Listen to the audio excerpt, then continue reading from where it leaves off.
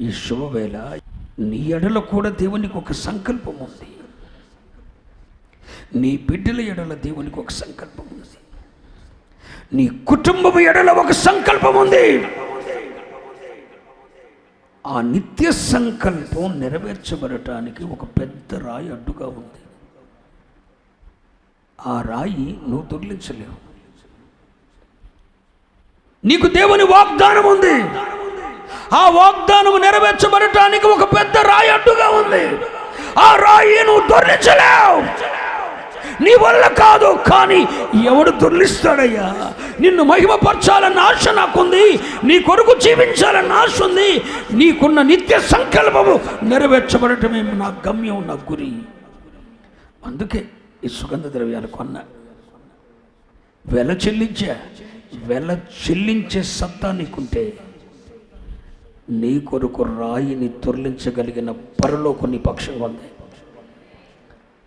దేవునిని మహిమపరచటానికి వెల చెల్లించే సత్తా నీకుంటే, గంటలు తరబడి ప్రార్థించే సత్తా, సమయం అనే వెల చెల్లించే విలువైన సమయాన్ని దేవుని కొరకు దేవుని సన్నిధిలో గడిపే సత్తువ నీకుంటే, విలువైన ధనాన్ని దేవుని కొరకు వ్యయపరిచే శక్తి నీకుంటే, విలువైన నీ జీవితాన్ని ప్రభు మహిమ కొరకు వెలగా చెల్లించటానికి నీవు ఇష్టపడితే, నీ కడ్డుగా ఉన్న రాళ్లను తొలగించటానికి పరలోకం నీ పక్షంగా ఉంది. రాయి ఎవడు తొలగిస్తాడు? మన రాళ్ళు మనం దొర్లించుకోలేమండి. ఆ రాళ్ళని ప్రభు తొలగిస్తాడు. ఆ రాళ్ళని ప్రభు తొలగిస్తాడు. ఆ రాయి ఎవడు తొలగిస్తాడు? అది ఎంతో పెద్దది, పైగా రాజముద్ర వేయబడింది.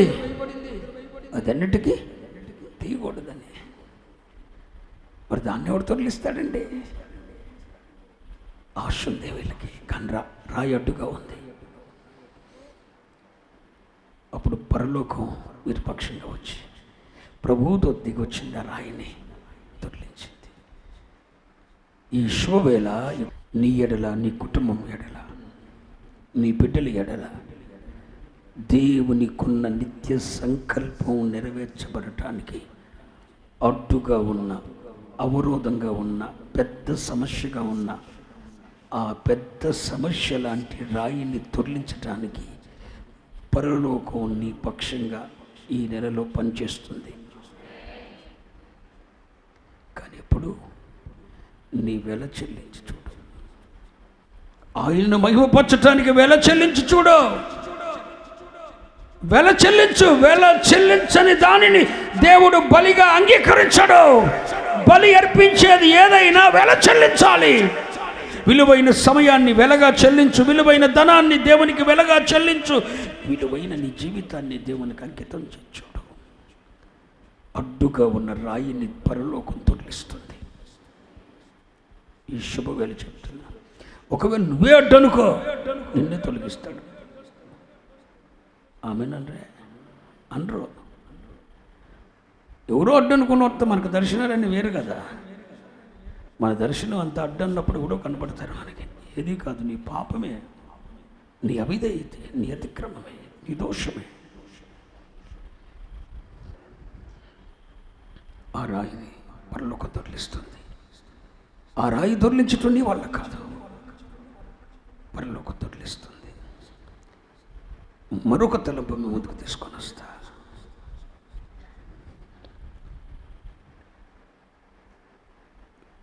సమాధి లోపలే ఉంది ప్రభువైన యేసుక్రీస్తు వారి దేహం. ఆయన ఖచ్చితంగా 3వ రోజున తిరిగి లేస్తాడు. ఆయన తిరిగి లేవక మునుపు అనేకసార్లు చెప్పాడు, నేనే మార్గము, సత్యము, జీవం, జీవం, జీవం, జీవం. నేనే జీవం. మరి నన్నేటి చంపుద్ది లోకం? అసలు జీవమే నేనన్నాడు ప్రభు. లోపల జీవం ఉంది. ఆ జీవం బయటకు ప్రత్యక్షపరచబడకుండా ఒక రాయి అడ్డుగా ఉంది. చాలా జాగ్రత్తగా లోపలే ఉంది, జీవం ఉంది. ఆ జీవం బయటకు పనపడకుండా ఒక రాయి అడ్డుగా ఉంది. కానీ మూడవ దినం రానే వచ్చింది. గురువారం సాయంత్రం, అంటే మనకు కాదు, యూదుల కాలమాన ప్రకారం మనకు శుక్రవారం అవుతుంది. అది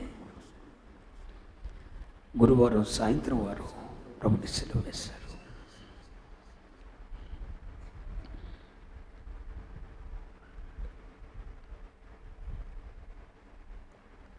సమాధి చేశారు. ఆ రోజు సాయంత్రానికి సమాధి చేశారు. సమాధి చేశారు, సిలువ వేశారు, సమాధి చేశారు. సిలువ వేశారు, సిలువలో చనిపోయారు ప్రభు, సమాధి చేశారు. ఇప్పుడు ఆయన మూడవ రోజున తిరిగి లేస్తానని చెప్పాడు. యేసయ్య తాను తిరిగి లేవక మునిపే నేనే జీవం అని చెప్పారు. నేనే పునరుద్ధానమును జీవం అన్నారు. లోపల ఏముంది? ఇప్పుడు జీవం ఉంది. ఆ జీవం బయటికి ప్రత్యక్షపరచబడటానికి బయట ఏముంది? ఒక రాయి అడ్డుగా ఉంది. ఒక రాయి అడ్డుగా ఉంది. అదుగో ప్రభుని సిలువ వేసిన దినం ఒకటి ఉంది. ప్రభు పునరుత్థానుడై తిరిగి లేచిన దినం మరొకటి ఉంది. Praise the lord. ప్రభుని సిలువ వేసిన దినం ఒకటి ఉంది. సమాధి చేసిన దినం ఒకటి ఉంది. తిరిగి లేచిన దినం ఒకటి ఉంది. ఆయన తిరిగి పునరుద్ధానుడై తిరిగి లేస్తున్నప్పుడు ప్రభువుతో వచ్చి రాయి దొర్లించి ఆ రాతి మీద కూర్చుంది. అంటే జీవము ప్రత్యక్షమయ్యేటప్పుడు, జీవము ప్రత్యక్షమయ్యేటప్పుడు అడ్డుగా ఉన్న ఎంత పెద్ద రాయి అయినా దొర్లించబడుతుంది. చెప్పండి హల్లెలూయా. జీవము ప్రత్యక్షమయ్యేటప్పుడు అడ్డుగా ఉన్న ఎంత పెద్ద రాయి అయినా దొర్లించబడుతుంది. కొన్ని సత్యాలు మీకు అర్థమయ్యేటట్టు చెప్తాను వినండి. యేసయ్య జీవితంలో సిలువ వేయబడిన అనుభవం ఏ విధంగా ఉందో, పాతి పెట్టబడిన అనుభవం ఏ విధంగా ఉందో, పునరుద్ధానుడై తిరిగి లేచిన అనుభవం ఏ విధంగా ఉందో, యేసుక్రీస్తు ప్రభువారిని రక్షకునిగా అంగీకరించి బాప్తిస్మము పొందిన వారి జీవితంలో కూడా సిలువ వేయబడిన అనుభవం ఒకటి ఉంది. పాతి పెట్టబడిన అనుభవం ఒకటి ఉంది. తిరిగి పునరుద్ధానుడే తిరిగి లేచిన అనుభవం ఒకటి ఉంది. ఇదంతా మీకు అర్థం అవ్వాలంటే మీరింటికి వెళ్ళి రోమాపత్రిక 6వ అధ్యాయం మోకాళ్ళ మీద చదవండి, మీకు అర్థమవుతుంది. ఇప్పుడు మన ప్రభువు పాప నివారణ కొరకైన యజ్ఞము చేస్తూ సిలువ వేయబడ్డారు. సిలువలో రక్త ప్రోక్షణ చేశారు, సిలువ వేయబడ్డారు, పాతి పెట్టబడ్డారు, పునరుద్ధానుడే తిరిగి లేచారు. లేచేటప్పుడు అడ్డుగా ఉన్న రాయి ప్రభుదూత వచ్చి దొర్లించేశారు. ప్రతి విశ్వాసిలో కూడా ఈ 3 అనుభవాలు ఉంటాయి. ఈ 3 అనుభవాలు మన జీవితంలో కూడా ఉంటాయా? అవును, ఉంటాయి. ఎలా ఉంటాయి? యేసయ్య జీవితంలో సిలువ వేయబడిన అనుభవం ఉంది కదా. ప్రభు అయిన యేసుక్రీస్తుని రక్షకునిగా అంగీకరించిన మన జీవితంలో కూడా సిలువ వేయబడిన అనుభవం ఒకటి ఉంది. ఏంటి అనుభవం అంటే, శరీరమును దాని ఇచ్చలతో కూడా మనము సిలువ వేసాం. గలతీ పత్రిక చూడండి, గలతీ పత్రిక 5వ అధ్యాయం 25వ వచనం. మనము ఆత్మను అనుసరించి జీవించు వారమైతే 24వ వచనం. ఇటు వాటికి విరోధమైన నియమమేదియో లేదు. క్రీస్తు యేసు సంబంధులు శరీరమును దాని ఇచ్చలతోనూ దురాశలతోనూ సిలువ వేసి ఉన్నారు. చాలా జాగ్రత్తగా రండి. ఇప్పుడు మనం ఎవరు? ప్రభు అయిన యేసుక్రీస్తు యొక్క సంబంధులు. యేసుక్రీస్తు ప్రభుని రక్షకునిగా అంగీకరించాం కనుక మనము కూడా ఆయన వెళ్ళిన మార్గంలోనే వెళ్ళాలి. ప్రభు అయిన యేసుక్రీస్తు వారు లోక పాప నివారణ కొరకై సిలువ వేయబడ్డారు. మన జీవితంలో కూడా సిలువ వేయబడిన అనుభవం ఒకటి ఉండాలి. ఆ అనుభవం ఏంటంటే, శరీరమును దాని ఇచ్చలతో కూడా మనము సిలువ వేయాలి. మనం ప్రభు అయిన యేసుక్రీస్తుని రక్షకునిగా అంగీకరించిన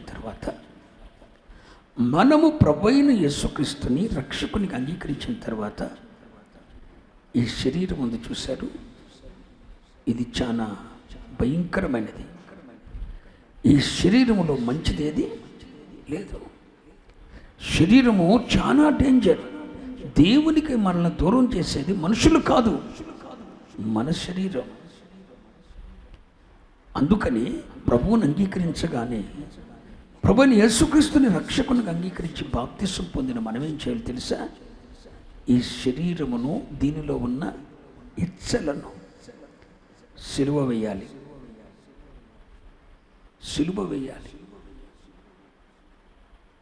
ప్రభువా, ఇంతవరకు ఈ శరీరంతో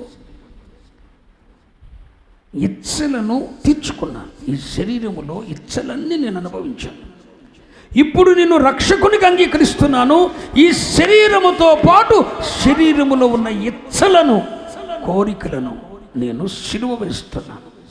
ఈ కోరికలు, ఇచ్చలు నాకొద్దు, వీటిని నా నుండి దూరం చేయి అని చెప్పి మన శరీరమును, దాని ఇచ్చలను సిలువ వేయాలి. అంటే అర్థం ఏంటి? ఈ ఇచ్చలు నాకొద్దు ప్రభువా, నేను సిలువ వేస్తున్నానని చెప్పి, అవసరమైతే యేసయ్య సిలువ శ్రమ అనుభవిస్తున్నప్పుడు ఏ విధంగా శ్రమ పొందారో, ఏ విధంగా గాయపరచబడ్డారో, ఏ విధంగా రక్తసిక్తమైన దేహముతో కొరడా దెబ్బల చేత నలుగగొట్టబడ్డారో, ఈ శరీరములో ఉన్న ఇచ్చలను సిలువ వేయటానికి అవసరమైతే నువ్వు రక్తము కారునంతగా పోరాడాలి ప్రార్థనలో. అదే సిలువ వేయబడటం అంటే. ఈ శరీరమును, దాని ఇచ్చలతో కొన్ని సిలువ వేయటానికి యేసయ్య సిలువలో పొందిన శ్రమ నువ్వు పొందాలి. అంటే దీని కొరకు నలుగగొట్టబడాలి. ఉపవాసాలు, జాగారాలతో ఈ శరీరాన్ని నలగగొట్టాలి. కొరడా దెబ్బలవే ఉపవాసాలు, జాగారాలతో ఈ శరీరాన్ని నలగగొట్టి, తుచ్చమైన అభిలాషలన్నీ చచ్చే వరకు ఈ శరీరమును యేసయ్య సిలువ వేయబడేటప్పుడు ఎన్ని విధములైతే శ్రమను ఓర్చుకున్నారో, ఎన్ని విధాలుగా కొట్టబడ్డారో, ఆ విధంగా నీ శరీరాన్ని నువ్వే నలగగొట్టుకొని, ఉపవాసాలు, జాగారాలతో దీన్ని నలగగొట్టుకొని, దీన్ని లోపరుచుకొని, దాని ఇచ్చలను సిలువ వేసి, నీవు శ్రమ పొంది, నీవు కష్టపడి దీని ఇచ్చలను సిలువ వేయాలి. అది సిలువ వేయబడిన అనుభవం.